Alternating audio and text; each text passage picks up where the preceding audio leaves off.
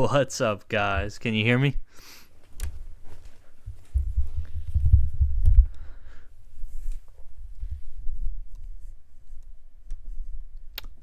Sorry for being 2 minutes late. I'm having some mic issues.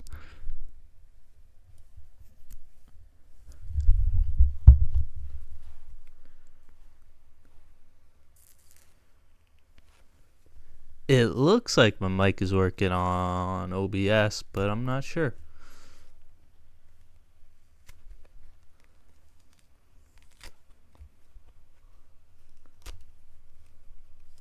Clutch. Thanks for confirming you can hear me, Colia. Appreciate it.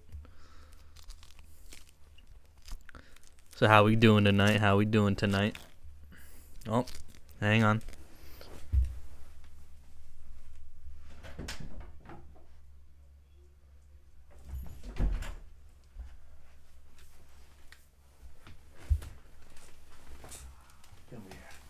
Come here, bus. We got a visitor for stream. Say hello, Bessie. There you go. Yeah. Go sleep, puppy. Dude, I want to do Fantasy Bachelor so bad.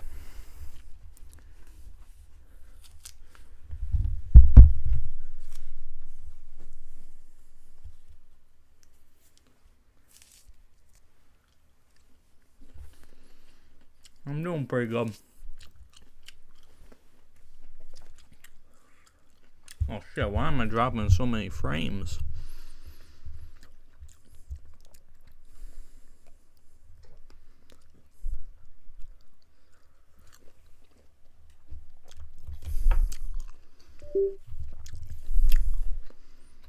Maybe that'll fix it.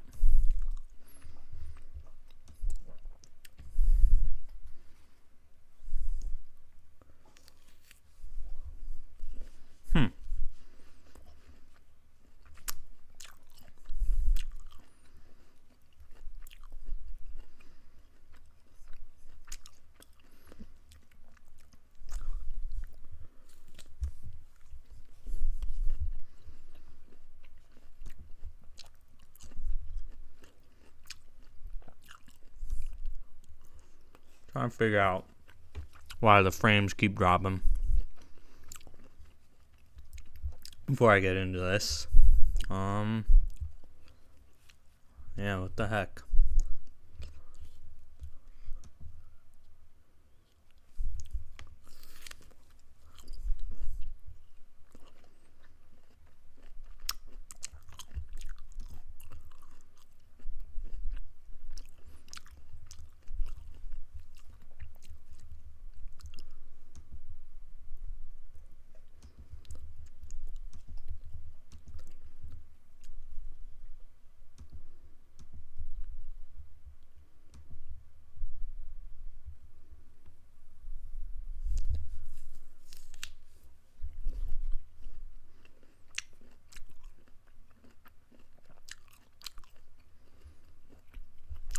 Video output is currently active. Alright,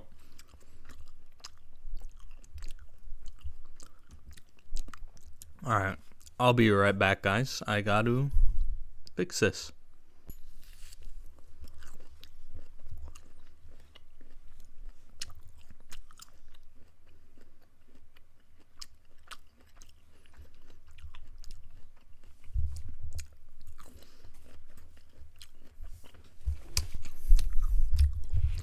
Alright, I don't know if you guys can hear me again, but I don't know why so many frames keep dropping. I think that it's the deep state trying to silence me.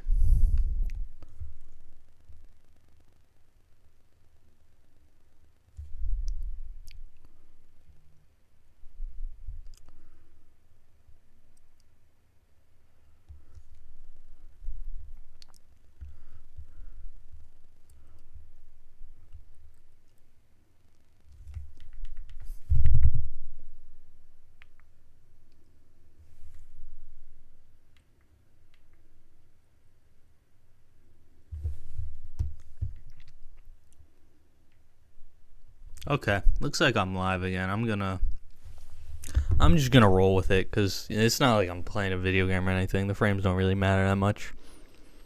So yeah, let me make sure. Does this still look good for you guys?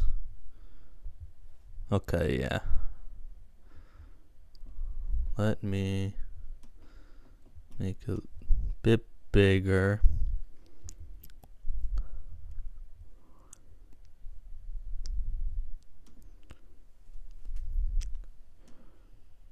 Okay, yeah. I'm going to get started because I think we're ready. So, of course, every year, me and my good friend Colia, we like to predict the Oscars. And this year, I decided, you know what? I'm going to live stream my predictions live because I felt like it. And so I'm going to be picking what I think's going to win for this, but as I go along, I'm also going to give you guys what I think should win. So yeah, my picks will actually be what I think is going to win. But I'll also be giving my opinion on everything I've seen from these categories and stuff. Now, last year, of course, I did a video where I ranked the 10 Best Picture nominees. But this year I've seen a lot more of the categories, and there's a lot more overlap of stuff I've seen, so I felt more confident in making this where I give my thoughts on every category. So of course I'm gonna start with actress in a supporting role now. Yeah, and for anybody that's wondering, I'm doing this on ESPN because I like to do their thing every year because it's really funny because the people who are voting in it don't ever know what's actually like what the odds are of stuff happening. So, like, right here, actress in a supporting role, we actually got a perfect example. Now, the public thinks Emily Blunt's going to win this just because she was in Oppenheimer, right?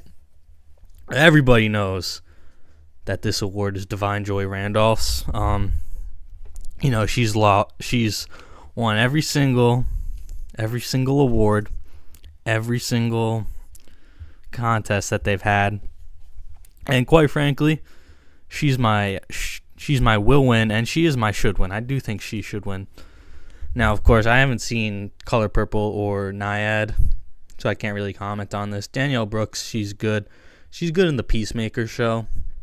Anybody that's watched that. Jodie Foster, of course, one of the legends, but Nyad is not a real movie, so I didn't watch it. Emily Blunt, she's solid in Oppenheimer, but definitely does not deserve to win the Oscar.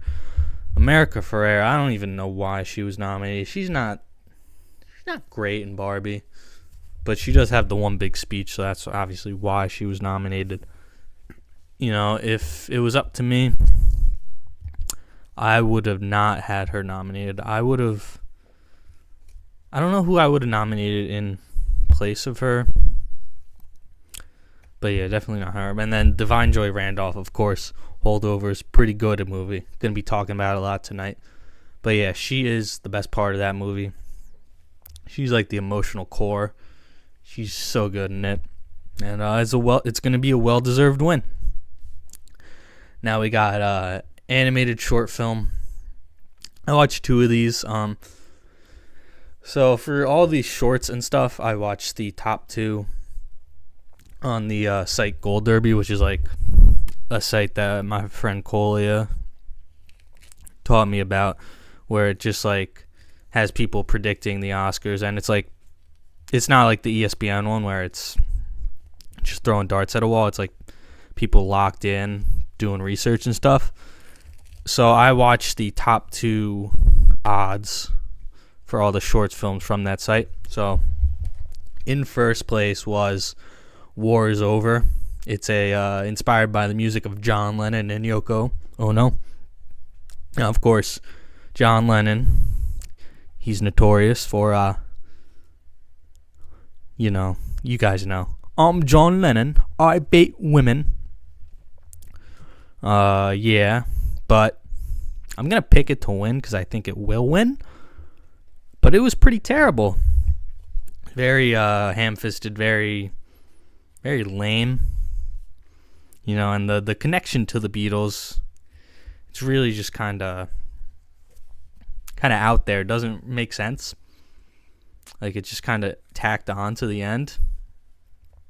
So yeah, it's stupid. It's bad. So it'll probably win. Letter to a Pig was alright. That one was about so war's over. I forgot to say, it's like World War I, fighting in the trenches or whatever, and then there's the two sides. They decide to start a game of chess with carrier pigeons. So like they give the move to their carrier pigeon, he flies it over to the other side, and then they get called back into battle. They start killing each other, and yeah, hijinks ensue, and then the war ends. So yeah, it's not good. Letter to a Pig. It's all right. It's definitely better than War is Over. It's about this guy who survived the Holocaust, and he had to spend a lot of time in a pig pen, and then years and years later goes to like a classroom, tells the kids about his story. Very sad, obviously it's Holocaust, so it's going to be sad. Yeah, I thought it has a unique art style. I'm not going to play any of it because my good friend Danny Lockwood, shout out, good streamer, did a similar thing where he gave his votes on the anime awards, and his stream got taken down for showing content from the anime, so I don't want that to happen with my stream with the movies. But yeah, you can kind of tell by this little thumbnail the art style is like, and yeah, it's pretty ugly. Doesn't look very good, but I thought the story was intriguing enough to keep me satisfied. And I don't even know what 95 Senses is, but the ESPN crowd's picking him. Who knows? The shorts are always wacky, so maybe they will. Maybe they'll be right and I'll be wrong. Animated feature film. Now, what's gonna win? Sadly, I think Spider-Man Across the Spider-Verse is gonna win. I say that like it's a bad thing. It's a good movie. Don't get me wrong. But in my heart of hearts, I think The Boy and the Heron should win. It's not as flashy as Spider-Man Across the Spider-Verse, but it's really beautiful. Shout out Miyazaki, one of the GOATs. It was one of his best films. Honestly, I'd probably put it top 3. Wind Rises or Spirited Away would be my 1 and 2. And then this is a tier below.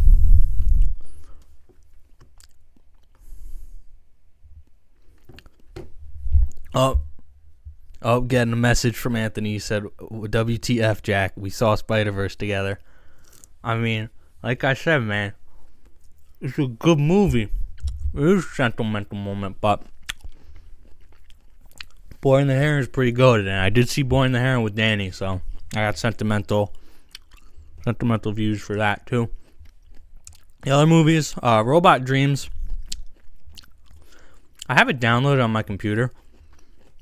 I was trying to watch it before I started this,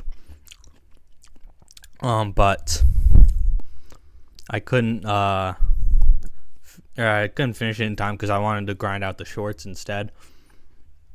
I figured they'd be more important. But yeah, it looks really good, so I'm gonna try to finish it soon. Elemental, not good. Low tier Pixar. Looks pretty though. Looks pretty. Nimona, have not seen. Was gonna watch it because Netflix put it on YouTube for free, but I didn't watch it in time, and then they took it off YouTube. And I don't have Netflix, so yeah. Writing, original screenplay. So it's a very easy category to pick. Ponyo is great. Correct, Cole. Ponyo is pretty great. Well, yeah, writing an original screenplay. It's going to be Anatomy of a Fall, and it should be Anatomy of a Fall. You know, one of the best movies of 2023. For you guys that don't know, it is a courtroom drama where this lady is being taken to court because they think she killed her husband. You know, she thinks she pushed him out of a window. So that's where the Anatomy of a Fall comes from. You can see his dead carcass right here. That's actually pretty funny.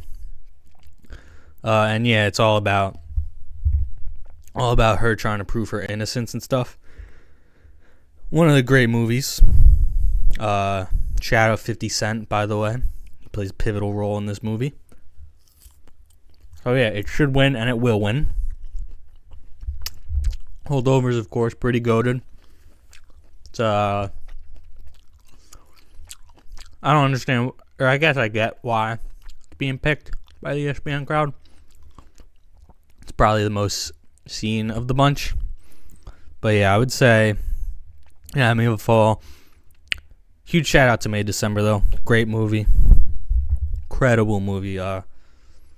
This is its only Oscar nomination. Screenplay. Which messed up. It should have gotten some acting nominations and probably a Best Picture nomination, but I digress. So yeah, shout out Natalie Portman. Just saw that you got divorced. If you need somebody, call me. I'm always there for you, Natalie. Writing, adapted screenplay. So this category, very strong category. Collier, May December's not one of the worst movies of the year. Let's be serious, dude. Let's calm down. It's one of the best movies of the year. But yeah, writing, adapted screenplay. Oppenheimer is the ESPN pick. It doesn't surprise me. And honestly, if I was choosing the Oscars, Oppenheimer would be my pick for best screenplay. I don't know if you guys have seen the screenplay at all, but it's all written in the first person from Oppenheimer's perspective. So instead of saying like Oppenheimer walked into a room, it'll say I walked into a room. And you know, as a man who's written many screenplays in his life for various film projects, shout out the Bearfather. That's fucking crazy to write a screenplay like that. And also it was adapted from a fucking huge ass book. Like, and condensing that down into a single screenplay takes a lot of skill. But everybody knows that American Fiction is going to win, which, you know, I don't hate it. It's well written. It's very funny. You know, it's got one of the GOATs, Jeffrey Wright, who we'll talk about later. So yeah, I don't hate that it's going to win. Barbie. You know, there was some controversy whether Barbie would be an adapted or original, because it's not adapted from like a book or anything, but it is based on the characters. So it was kind of like balancing the fine line. They were campaigning for original, but I don't get why Barbie can't be an original if something like Maestro can, because Maestro is based off the life of Leonard Bernstein. Barbie's just based off the Barbie doll, but they're not taken from specific texts. So, I don't know. It's interesting.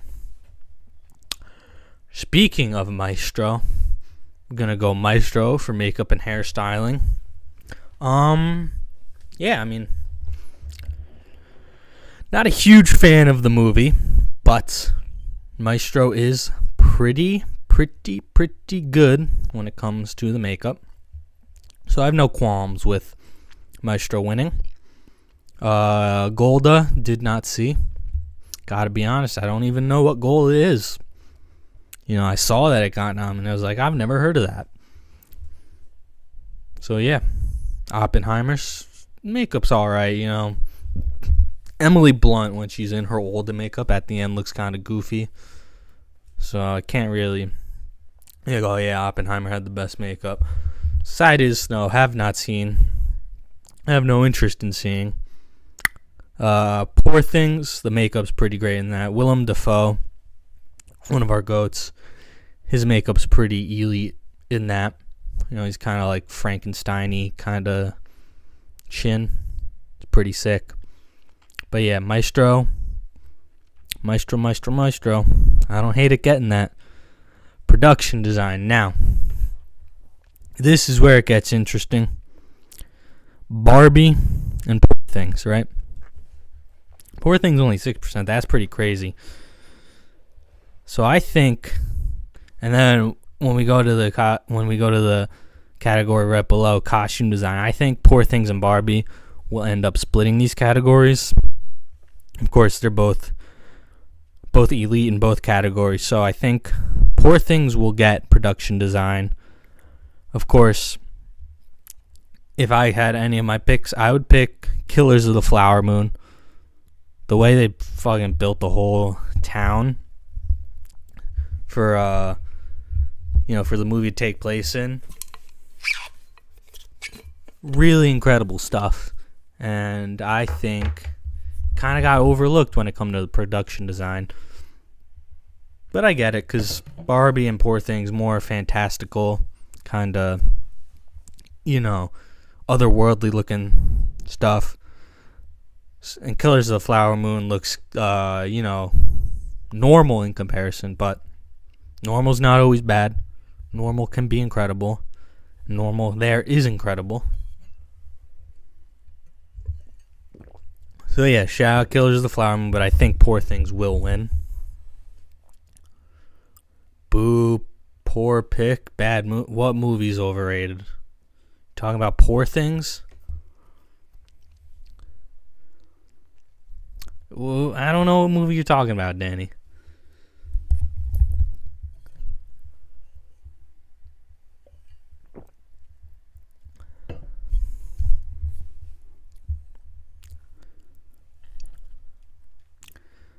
Need to know what movie Danny's talking about. I don't think he's going to give me an answer. There is the delay, so maybe that's what's causing it. So yeah, like I said before, Barbie, I think will win costume design. And I agree with that. There's a lot of cool You think Killers of the Flower Moon is overrated? What the fuck is wrong with you?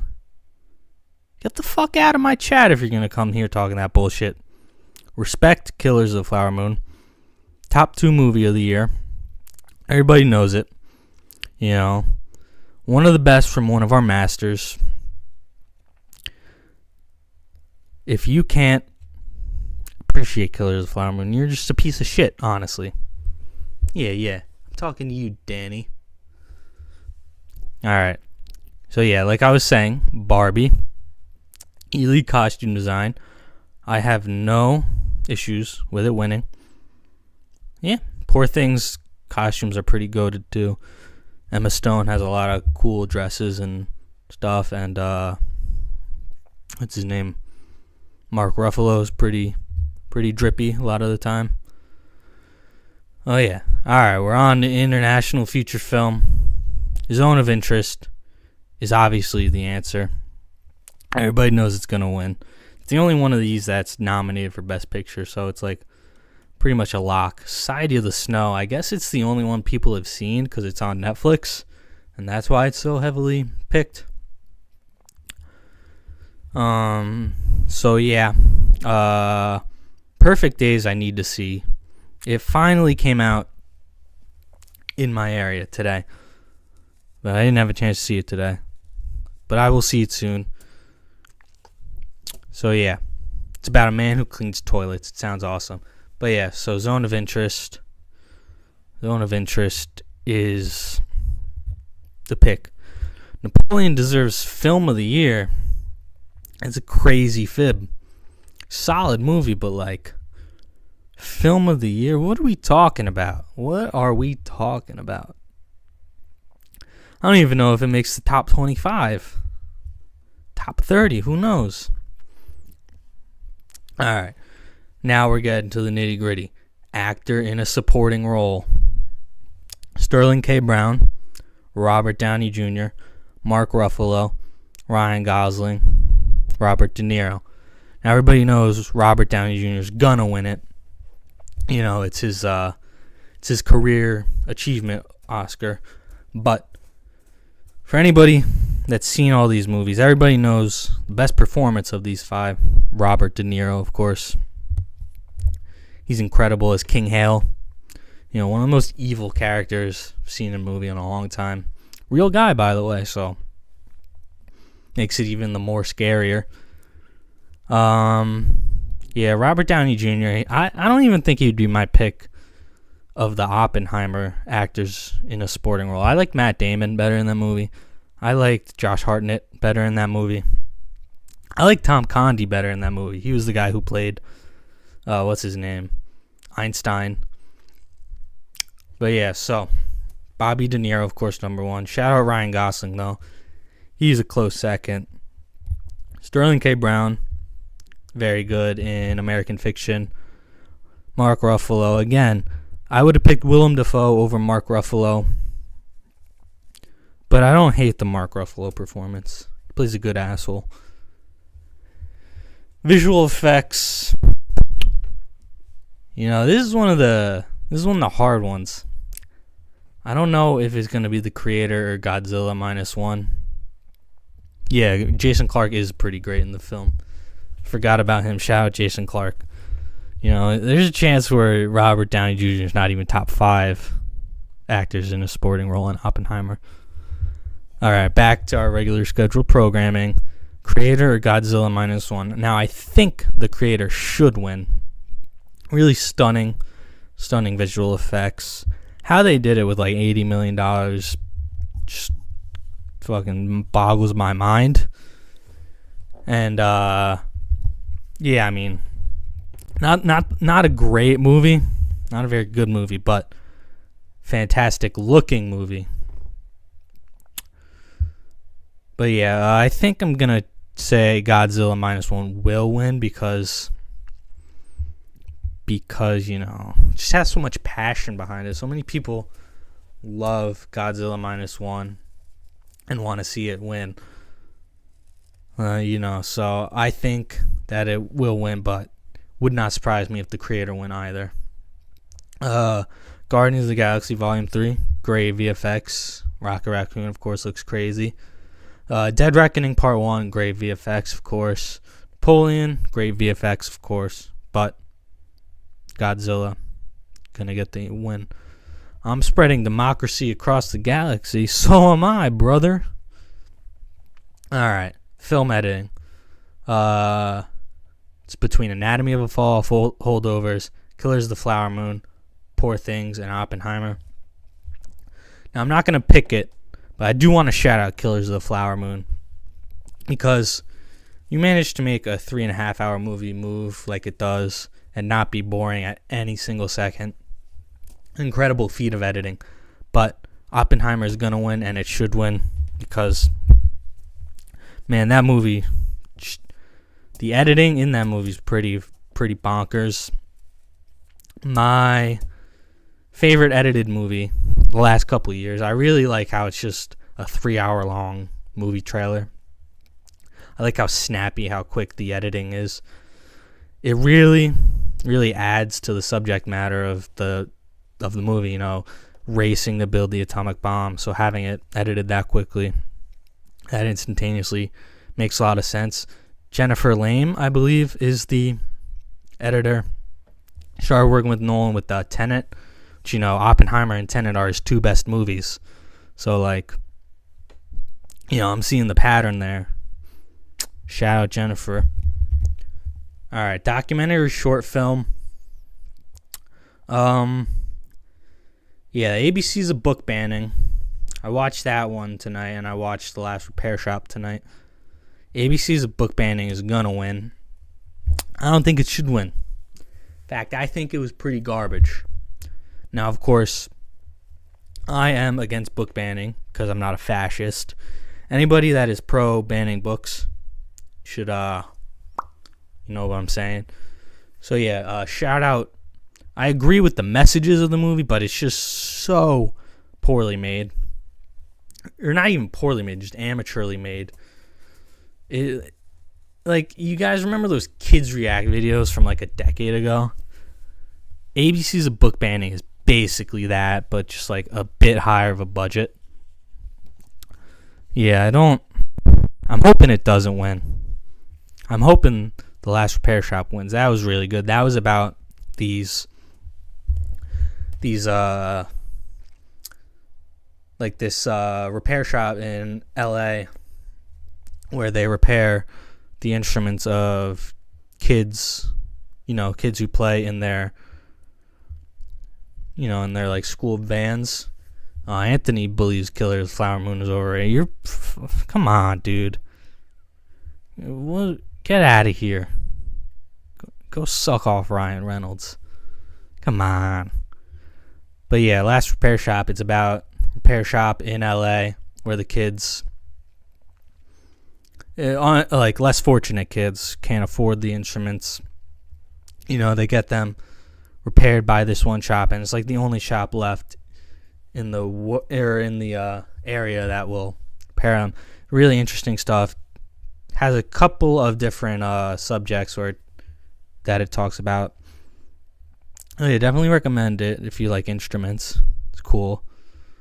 So yeah, screw you, ABC's A Book Banning, but I think you will win. Documentary feature film. I only watched one of these. I watched 20 Days in Mariupol because it's going to win.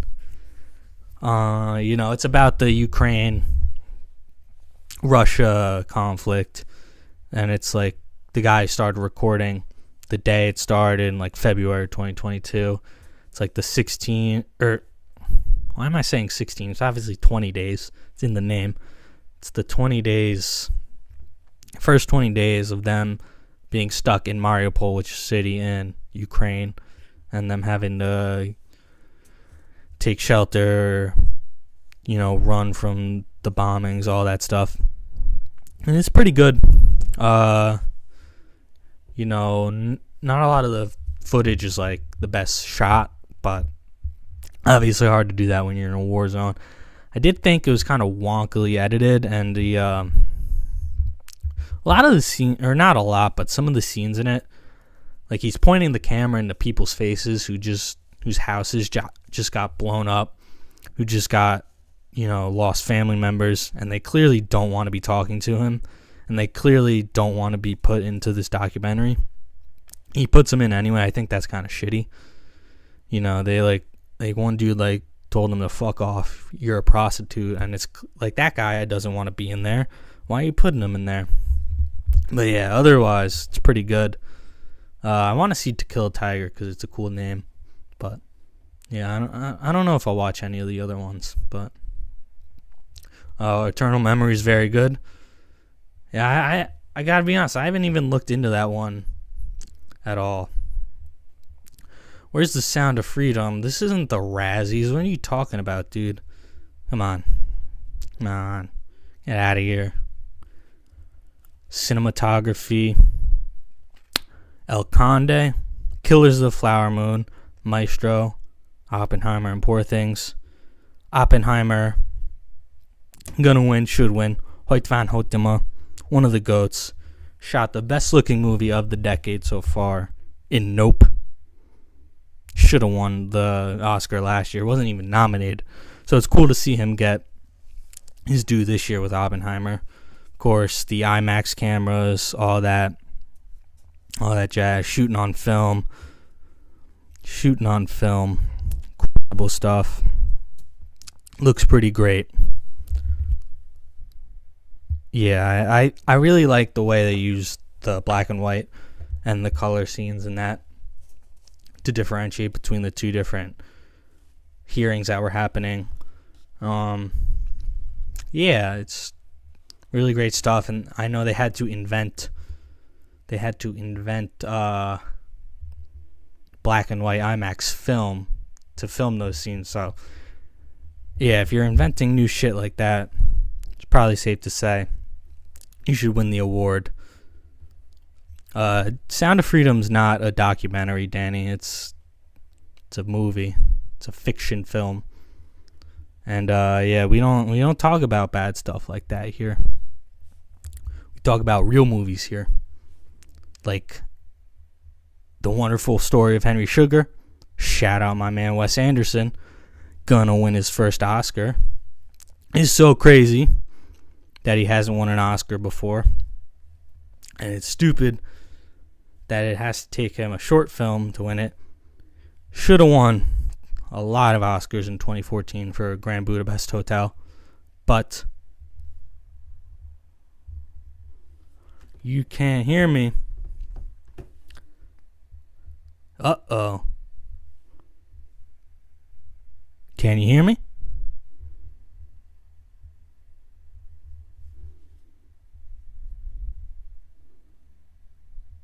Can you hear me?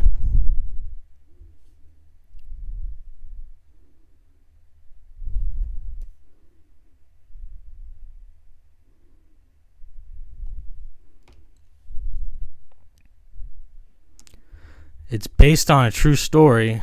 That doesn't mean it's a documentary, dude. Do you know it? Oh, come on. Okay. All right. Thank you, Coley and Danny, for confirming. I got confused by Anthony saying that. But yeah, so shout out Wes Anderson. I hope he doesn't get snubbed.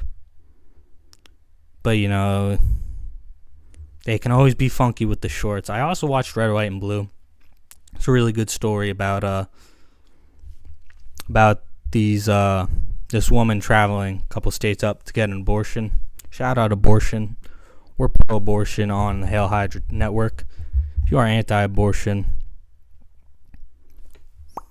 yeah, screw you. I'm not modding you, Danny. I don't know how to do it mid thing. I don't know how to do it mid. I have to like go into my settings, I think. I don't really feel like doing that right now. Sound.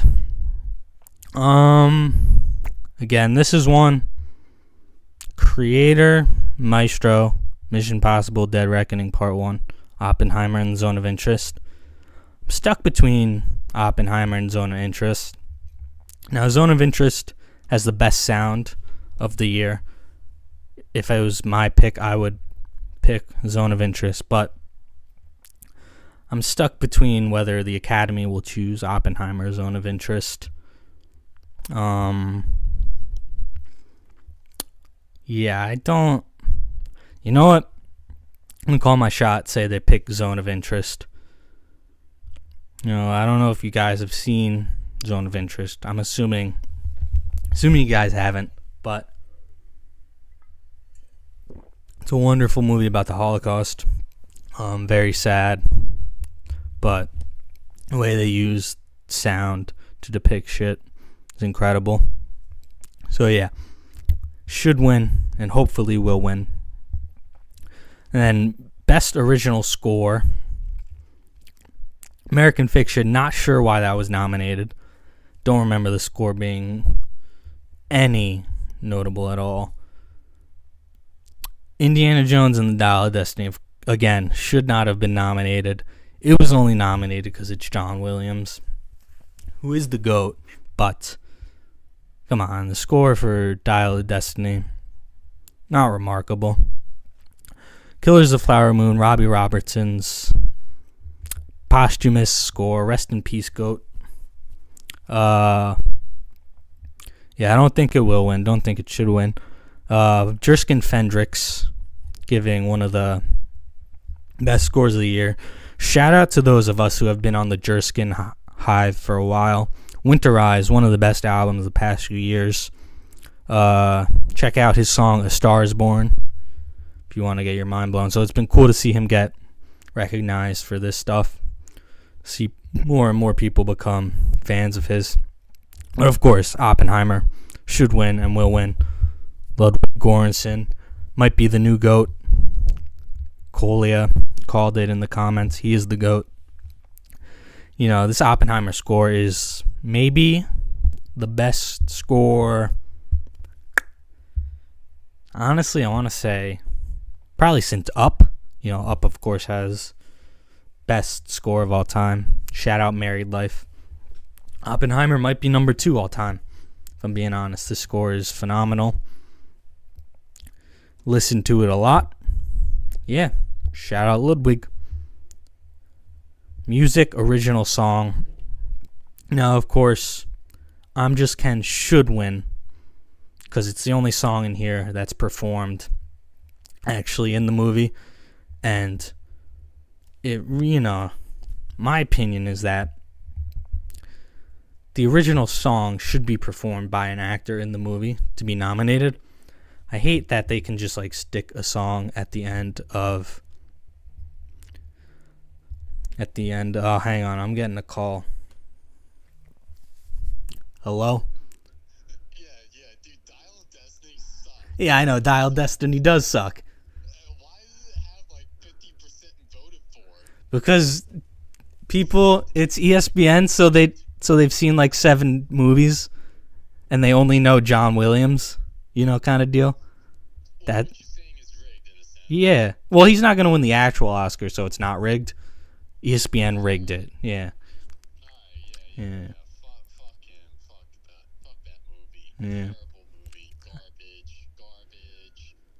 All right. And by the way, let me vote for one. No. Yeah, let me vote for one. No. Yeah. No. Why? I'm not doing it. I'm not voting with my heart. I'm voting to get them all right, and I'm not going to let you mess me up. No, I'm gonna mess you up. Nope. Yep. All right, everybody. I just got off the phone with current member in the chat, Danny Lockwood, and he said that he wanted to shout out Indiana Jones and the Dial of Destiny. He said it's his favorite movie of 2023. I don't agree with that take. In fact, I think the movie was kind of poor, but if that's how he feels. All right, so yeah, like I was saying, the only songs that should be eligible are songs performed by characters in the movies. I'm Just Ken wins by default, but because the Academy is stupid, this Billie Eilish song is going to win, even though she's not in the movie. She doesn't perform the song in the movie.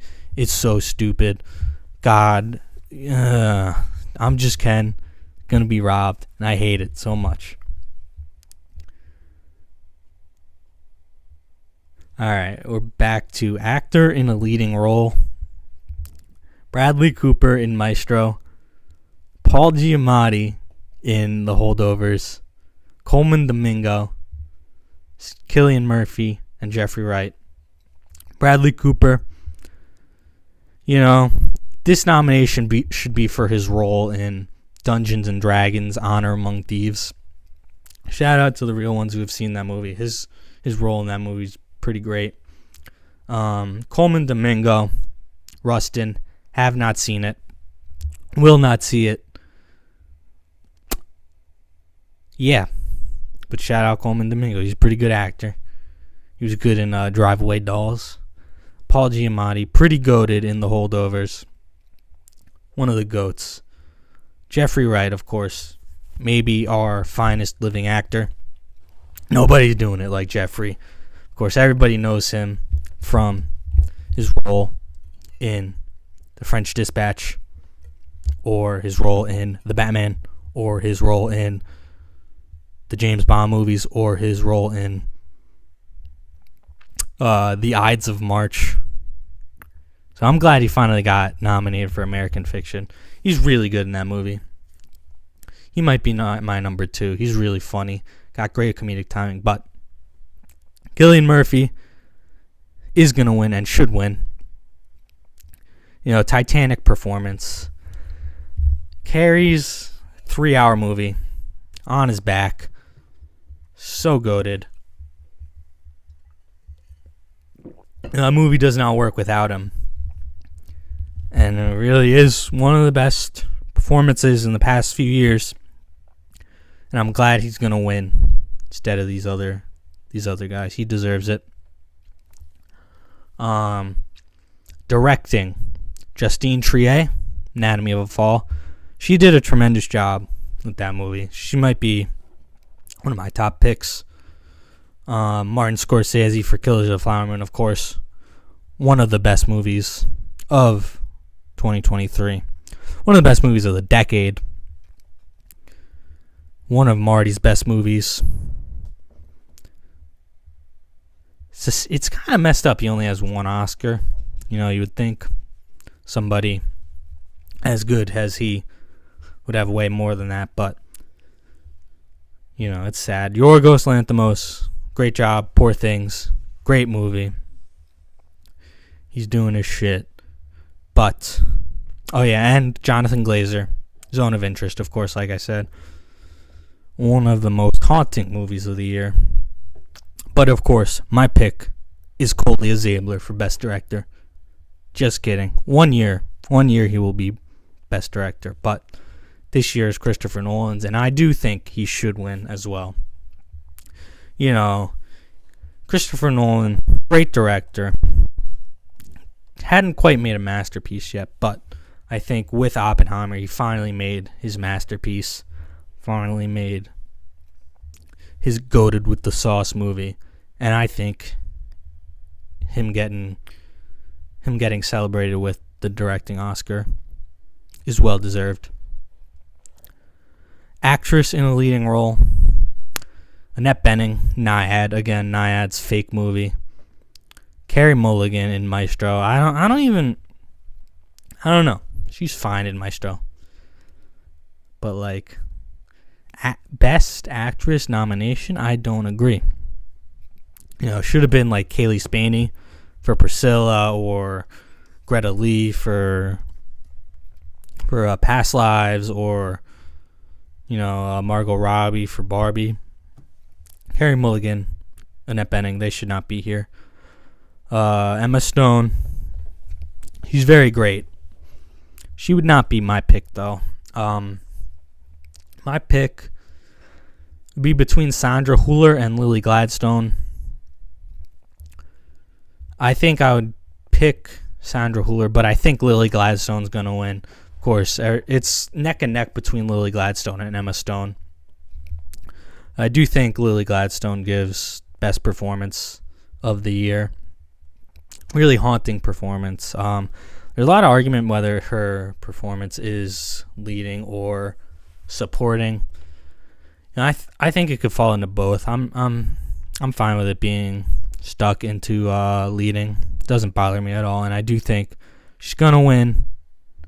And I think it's well deserved. Shout out Lily. And then, of course, we get to the final award of the night, Best Picture. I'm gonna count these down from 10 to 1 in my opinion of their quality, you know, so 10's the worst, 1's the best. So in 10th place we have Maestro, Bradley Cooper's fine movie, you know. It's better than the number 10s of most years. You know, like last year, like it was better. Last year was better than like Elvis, better than All Quiet on the Western Front, better than Triangle of Sadness. So Maestro, when it comes to being number 10, is pretty good. But yeah, I do think it's the worst of the bunch. After that, I would probably say in 9th would be Barbie or American Fiction.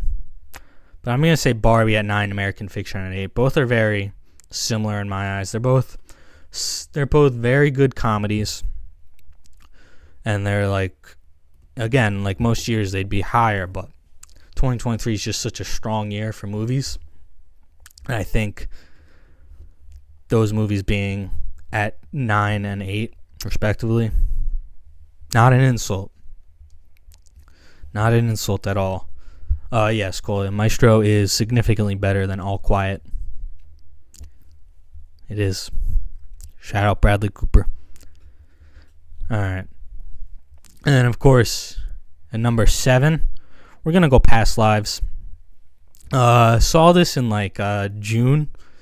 So it's been a while. It's been almost a year, honestly, since I've seen it. But really great movie. Of course, cried at the end. Who hasn't? Yeah, it's just a great A movie about love. It only got 2 nominations, which is kind of crazy, but yeah, I think it's well positioned in this Best Picture. I think it deserves to be here. And then number 6, we got The Holdovers. Very, very good movie. One of those instant classic Christmas movies. I'm just like, oh, I'm gonna be watching The Holdovers every year on Christmas time. Paul Giamatti, Dominic Sessa, Divine Joy Randolph. They make a great trio. They just make everything so good, so warm. And yeah, shout out The Holdovers. Number 5, we're gonna go Poor Things. Emma Stone, of course, really great performance. I have a couple problems with Poor Things, but it lasts like 20 minutes too long. That final 20 minutes is just kind of wonky. I don't think, and yeah, it's a bit overlong, but when it's really good, it's really good. Yeah, I think it's a solid number 5. Barbie Too Low should be number 2. All right, let's calm down, Coolio. I love Barbie, but you got some bangers here. Barbie can't be number 2. Should Dominic Sessa play John Lennon in the new Beatles movie?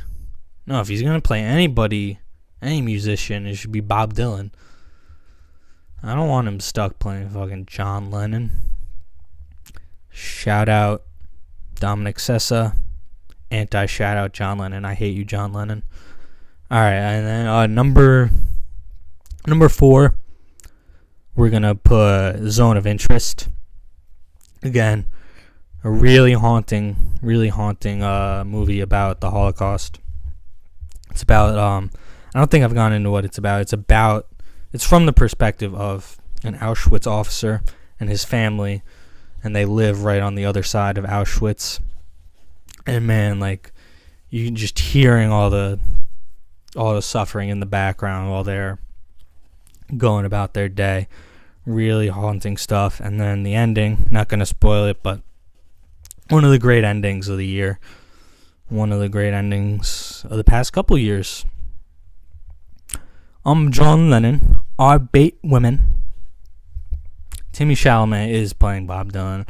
That is correct.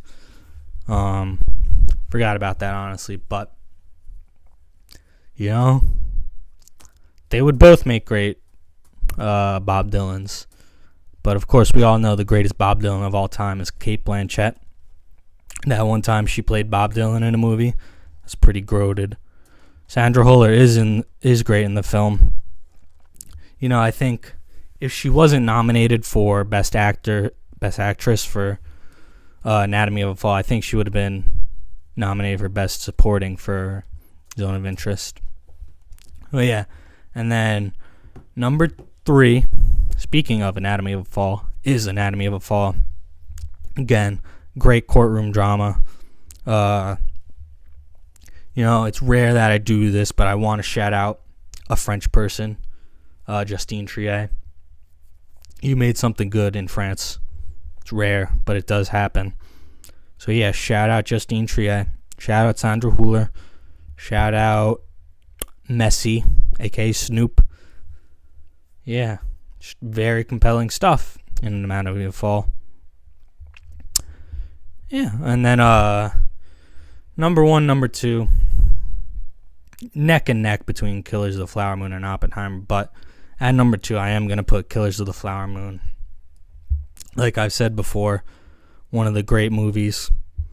Really haunting stuff. Leonardo DiCaprio, I don't know how I didn't mention this earlier, should have gotten nominated Best Actor for his performance as Ernest. Man, he's incredible. Robert De Niro, incredible.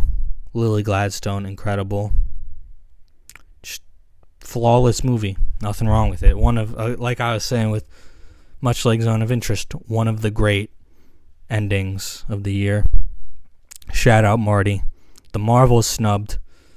I didn't see The Marvels, so who knows? Maybe it was snubbed. But I'm never gonna watch The Marvels, so I'll never find that out. Yeah. So, of course, that means at number one, what's going to win and what should win? Oppenheimer. Like I was saying earlier, this is the rare year where I think the Oscars are going to give the best movie of the year, best picture. You know, it's rare that it happened. Like I was thinking recently, I think the last time where that happened for me, maybe like 2006 with The Departed. So yeah, it's cool to see that the Oscars are going to get it right. Shout out Christopher Nolan. Shout out J-Man827. Shout out Danny Lockwood. Shout out Colia. Shout out Anthony. Shout out Bessie. Shout out. Who else should I shout out?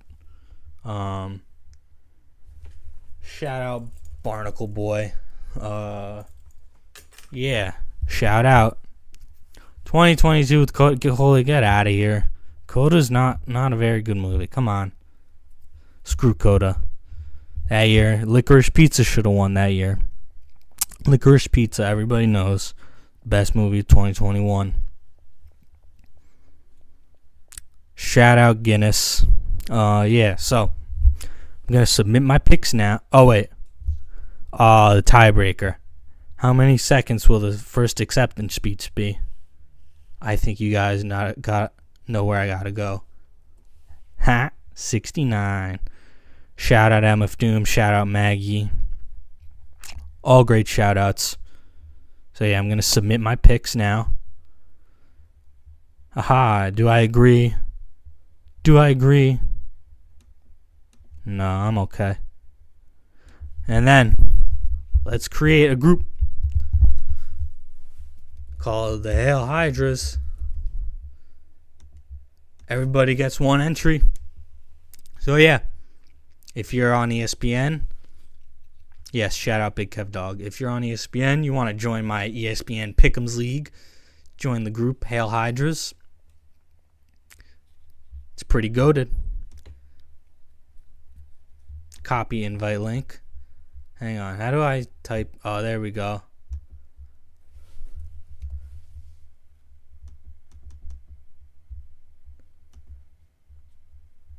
There we go. Oh yeah, anybody wants to join, the link is in chat. Shout out Colia for saying he will join. Oh yeah. Thank you guys for tuning in. Glad to have done this. The Oscars, of course, very exciting. Tune in March 10th, 7 Eastern, 4 Pacific on ABC. Yeah. You know a movie was snubbed from the Oscars, though? Not a single nomination. Really made no sense. Really made no sense. Really made no sense. Where was the love for Shazam! Fury of the Gods? Come on, Zachary Levi, one of the best performances of all time. Just kidding. I never saw Shazam! Fury of the Gods. I hope I never will. Sounds miserable. So yeah.